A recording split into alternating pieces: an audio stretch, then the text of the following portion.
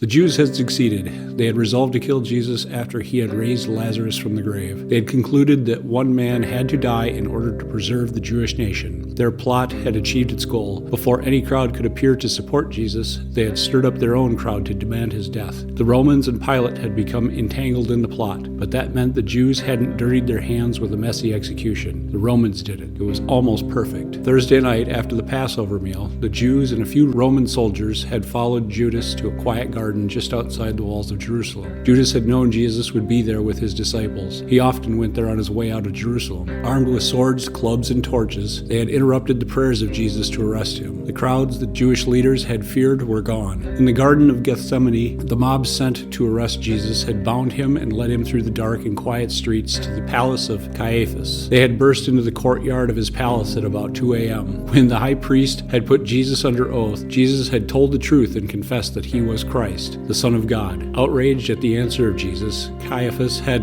torn his own garments and announced that Jesus was deserving of death. The soldiers had abused Jesus and kept him bound until the first light of dawn. They brought Jesus again before the Sanhedrin. They had to pass judgment a second time in the light of day in order to make everything official. The hearing had taken all of about 15 minutes. They had convicted him again. Then they had left the high priest's palace and marched Jesus through the empty streets of Jerusalem to Pilate's court. Only a few had noticed the commotion in the streets. The Jewish leaders, however, had planned these events and had gathered a crowd of their own to stand before Pilate and scream for the death of Jesus. Pilate already had been waiting for them. His court had begun at dawn, and the Jews had told them they were bringing Jesus for judgment by 7:30 or 8 a.m. The Jews had Pilate's order for the crucifixion of Jesus. They had succeeded. No crowd except the one they had stirred up to call for the death of Jesus had come for the trial. Jesus had been condemned and led out of the city for execution. Jesus was nailed to the cross outside Jerusalem. As far as the Jews were concerned, it was too late for anyone or anything to change the course of events. They could even say that if Jesus were the Messiah, God would not have allowed the Romans to execute him. It was almost perfect. The only flaw was the placard Pilate had attached to the cross of Jesus. It said, "Jesus of Nazareth, King of the Jews." The Jewish leaders wanted the placard changed. The crowds beginning to return to the city